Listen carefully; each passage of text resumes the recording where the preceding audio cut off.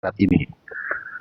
Kodrat manusia Yesus bisa nggak dikatakan dia ciptaan dan mempunyai Tuhan?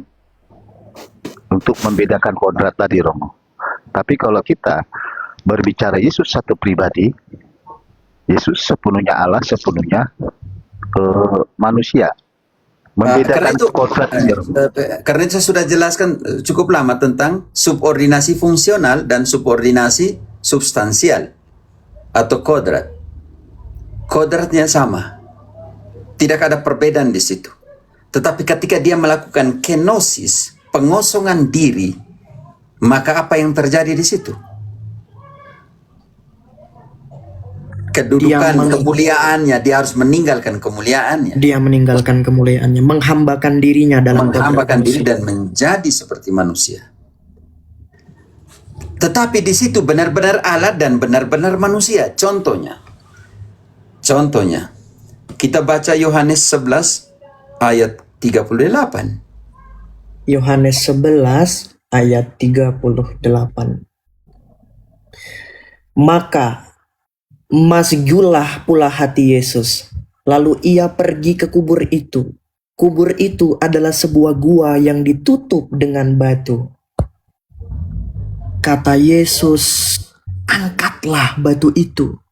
Marta, saudara orang itu, meninggal, berkata kepadanya, Tuhan, ia sudah berbau, sebab sudah 4 hari ia mati. Tahan dulu situ. Turun ke ayat 35. Maka menangislah Yesus. Elang, yang menangis ini Allah atau bagaimana? Yang menangis itu Yesus Tuhan dan juga manusia. Bagaimana Allah menangis? Pertanyaan saya. Jelaskan di situ. Di situ ayat dikatakan, maka menangislah Yesus. Sekarang ayat 42, 43, dia bangkitkan atau tidak? Maka mereka mengangkat batu. Lalu Yesus mengadah ke atas seraya berkata, Bapa, aku mengucap syukur kepadamu, karena engkau telah mendengarkan aku. Aku tahu bahwa engkau sudah selalu mendengarkan aku. Tetapi oleh karena orang banyak yang berdiri di sini mengelilingi aku mengatakannya, supaya mereka percaya bahwa engkaulah yang telah mengutus aku. Sekarang apa yang kata Yesus? Dan sesudah berkata demikian, berserulah Yesus dengan suara keras seraya berkata, Lazarus, marilah keluar. 5 ayat ke-21. Dia sebagai Allah di situ tidak? Ayat ke-21 ya Romo? Bab 5, oke. Bab 5 ayat 21, oke. Sebab sama seperti Bapa membangkitkan orang-orang mati dan menghidupkannya, demikian juga Anak menghidupkan barang siapa yang ia kehendaki. Alang, bagaimana engkau menjelaskan? Saat yang sama Yesus menangis, pada saat yang sama, momen yang sama dia membangkitkan orang mati. Engkau pisahkan di situ sudah. Itu yang kita namakan union hipostatik. Hipostatik, kalau Spanyol hipostatik. Karena di dalam jasmaninya berdiam penuhan kealahan secara penuh. Kalau bagaimana kalau waktu dia mati? Santo Petrus hebat sekali ketika dia menjelaskan tentang kematian Yesus. 1 Petrus 3, 18 dan 19. Dia dibunuh dalam keadaannya sebagai apa? Dan dalam keadaannya sebagai apa dia mewartakan. Sebab juga Kristus telah mati sekali untuk segala dosa kita. Ia yang benar untuk orang-orang yang tidak benar, supaya ia membawa kita kepada Allah. Ia yang telah dibun-bun dalam keadaannya sebagai manusia, tetapi yang telah dibangkitkan menurut roh. Dan dalam keadaan roh. Dan di dalam roh itu, ia juga pergi memberitakan Injil kepada roh-roh yang ada di dalam penjara. Supaya apa? Bab 4 ayat ke-6.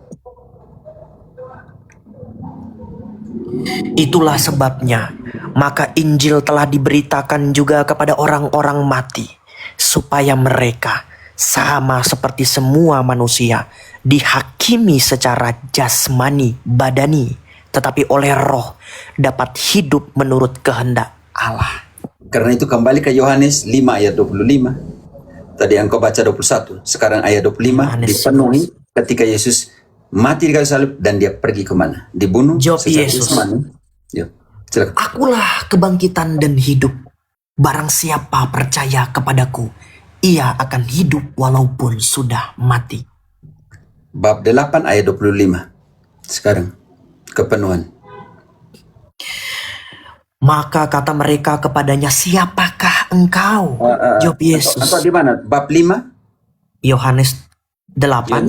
5 ayat 25 tadi?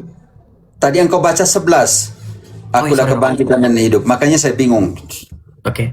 Aku berkata kepadamu, sesungguhnya saatnya akan tiba dan sudah tiba, bahwa orang-orang mati akan mendengar suara Allah, suara anak Allah. Dan mereka yang mendengarkannya akan hidup. Oke, pertanyaan saya untuk elang lagi. Yesus pada saat yang sama dia menangis, momen yang sama dia bangkitkan. Bagaimana engkau pisahkan di sini? Elang. Kalau saya sudah sering bicara, Romo, kalau dalam secara pribadi itu nggak boleh kita memisahkan. Tapi untuk membedakan kodratnya ini, Romo, Ya tadi menangis dan bangkitkan, jelas sekali. Kalau saya melihat kutipan dari Santo Thomas Aquinas, Romo, dalam karyanya Summa Theologia, dua kodrat ini itu bersatu dalam pribadi Kristus, tetapi dia tidak tercampur dan tidak melebur. Kodrat kemanusiaan Kristus itu mengkomunikasikan kepada pribadinya dan ditunjukkan melalui perbuatan dan perkataan. Makanya Jadi, ketika engkau tanya, tunjukkan itu. Dia menangis sebagai Allah, Betul, sebagai manusia. dia menangis, betul. Lalu dia membangkitkan Lazarus, dia sebagai manusia atau sebagai Allah? Sebagai Allah dalam kodrat ilahinya. Dan dia tetap manusia. Baca Jackson kemarin itu gimana penjelasan Summa Theologia itu, Mas? Itu yang aku baca kemarin, Santo Agustinus Romo dari Hippo. Beliau mengatakan bahwa memang benar Kristus dalam kodratnya sebagai manusia menghambakan diri kepada Bapa yang adalah Allahnya. Tetapi dalam naturnya sebagai ilahi, dia satu dengan Bapa dalam keontologiannya. Tetapi hati-hati dengan kata hamba. Hamba itu dalam ketaatan. Dia taat sampai mati dan mati di kayu salib. Hamba bukan berarti kamu diinjak, ditendang, di apa. Tidak. Dalam pengertian ketaatannya itu harus dilihat. Makanya kan Romo. Dokter Bibis. Halo Romo, salve Romo, shalom. Dia baru sebentar kursus kitab suci untuk paroki. Ini belum habis pada semua makan ya. Anak-anak dong nih. Istirahat aja Romo, nanti lagi bisa kan? Keri kok lihat ini ibu ya, ini ibu Omaira, dia siapkan ikan bakar nih. Sih, di situ. Fare in prima una orden. Sini, me manda por WhatsApp.